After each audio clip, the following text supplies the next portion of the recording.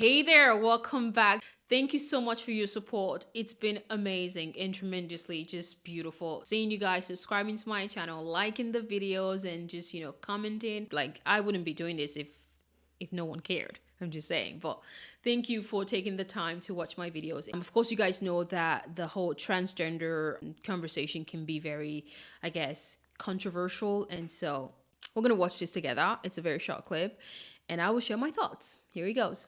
Explain to us why you have these views, David, because you have a very deep religious belief. Well, I do. I don't think there's any big deal here. Most of humanity throughout most of history have believed this, believed it on the basis of scientific evidence, believed it on the basis of how do we assign gender to people. When I use the word gender, I use it in the same as sex, assigned at birth. And yes, you've mentioned my religious views. I'm a Bible-believing Christian. I believe that God made mankind male and female. And I believe that this is extremely important to us as a nation, as a generation, that we uphold this truth. So just a backstory. This is a doctor, actually. He worked with the NHS in the UK for, I think, 30 years, 29 years or something. So almost 3 decades of his life he dedicated to working and helping people. All you would hear from the video is that he was fired for refusing to help a transgender person. But that's actually not true, right? There's this headline by Fox News that actually explains what happened. It says a Christian doctor of 30 years loses job for refusing to use transgender patients' preferred pronoun. He didn't lose his job because he refused to help a patient or treat somebody just because you're trans. No, he lost his job because he refused to use a freaking pronoun. But what you're going to find out as we continue to watch this video is that the person next to him would actually explain it to seem that the doctor refused to render his services to somebody just because they're trans. Just say this truth, whatever you deem to be the truth or whatever. In today's world, this ain't going to change, right? It's not going to change. You've lost a job over all of this. Why don't you, let's start with the easiest option first. Why don't you just go, yeah, whatever, you mightn't believe it or not, but why don't you just tick a box and save your job? That is a very, very nonsensical argument, in my opinion. You want people to show kindness. That's the premise. But what about kindness to the person in front of you saying that I don't believe that? I'm just saying you want to be able to have a conversation with people without actually saying that your opinion doesn't matter just because it hurts somebody else. You're always going to offend somebody, right? I think it's Jordan Peterson that said that in order to think you've got to risk offending somebody, it's not like you're doing it willingly. People might disagree with you. That is a real possibility. From the interviewer's perspective, you should just go, with the flow. Who cares? It's just a pronoun, right? But the doctor is going to explain why he thinks doing that would be wrong. Well, first of all, it would be dishonest for me to do that. I would be, and lying is sinful. It would be sinful before God. And secondly, it's the same thing, isn't it? I do not believe it. And if we have no doctors... Do you medically not believe it? I medically not believe it. If we have no doctors or nurses with consciences anymore, anything can happen. We have to be allowed to have a conscience when we work as doctors and nurses, even if we disagree with each other on some things. What about somebody who has had the full transgender surgery and believes that they have changed their sex, maybe from male to female, female to male, and they are living as that person? They have the right to tell me. Would you still not call them by the gender that they prefer? They have the right to call themselves by whichever gender they wish, but as a Christian, I believe that gender is assigned at birth and that God made them male and female and that this cannot be changed. This is what I want you to understand, okay? I think it's very important that the argument stays in its context, okay? So he's saying that you can go by the pronoun that you choose, but your individual right cannot infringe another person's individual right, because they can argue that, okay, you want to be called they, go for it, but you have no right to impose that on somebody else. So if you say that you as an individual, you've got intrinsic rights, okay, another person can claim the exact same right because guess what?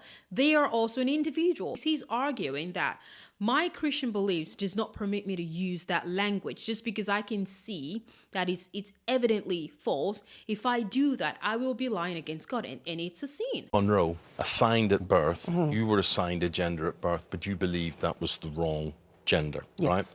So Monroe, doctor, is the person she is today, but on, I presume, your birth certificate, it says you are a different gender. Yes. Yes. Now, doctor, do you have a problem with that? Monroe is comfortable in her own skin.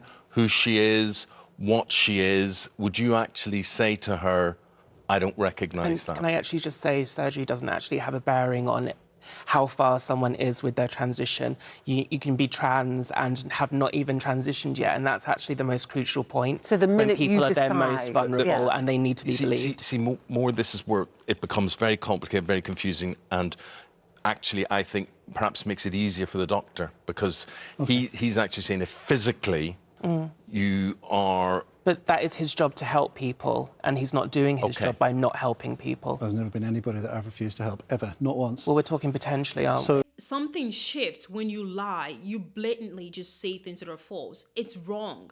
And no one is interjecting except the doctor. Obviously, he's the only one who's going to defend himself at the end of the day. If the interviewers are not going to defend him, I feel like there is a lot of attack against Christians, okay? There was a similar case in the US. This baker, I believe, refused to bake a cake specifically for a gay wedding, and he explained his reasons. He said specifically that as it pertains to a cake you're going to use at a wedding, that goes against my Christian beliefs. Why is that controversial? We have a situation here, take Facebook, where we have 78 genders now, I'm told.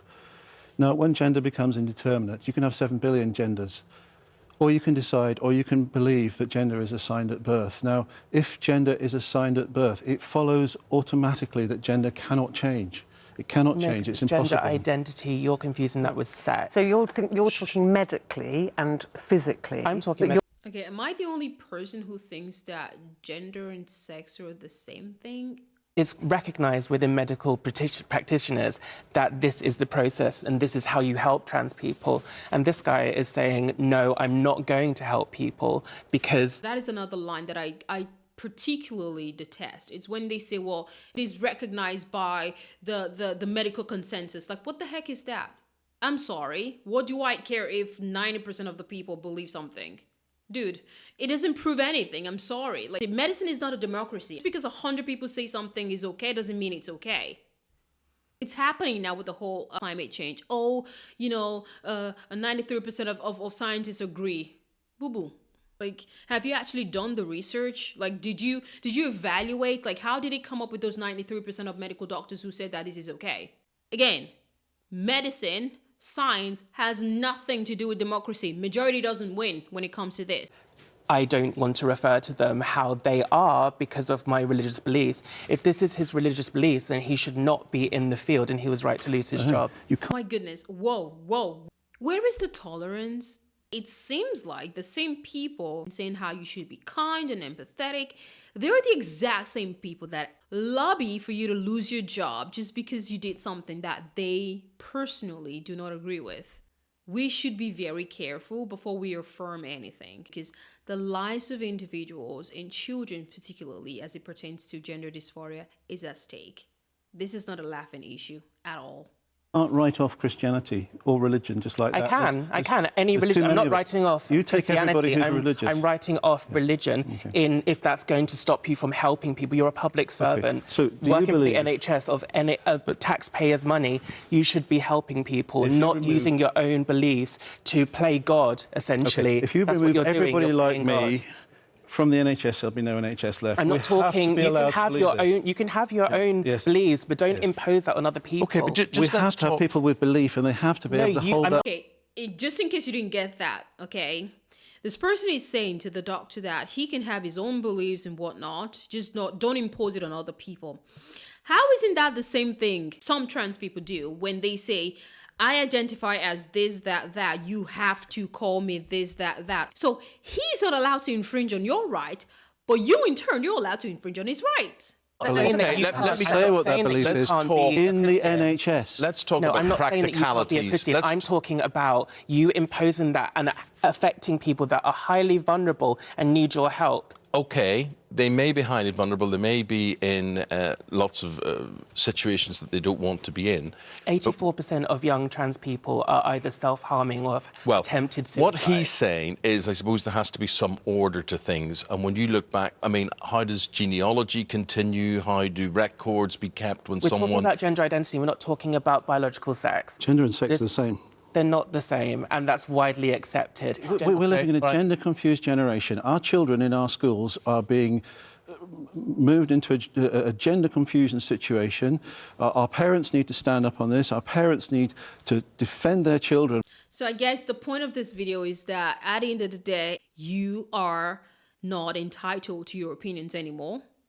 You cannot say anything negative about a certain group of people. So guys, that's all I have to say. Leave your opinions in the comment section. I'll be happy to read them. Do not forget to like this video, subscribe to my channel, and I will see you guys all in the next one. Have a good day. Bye.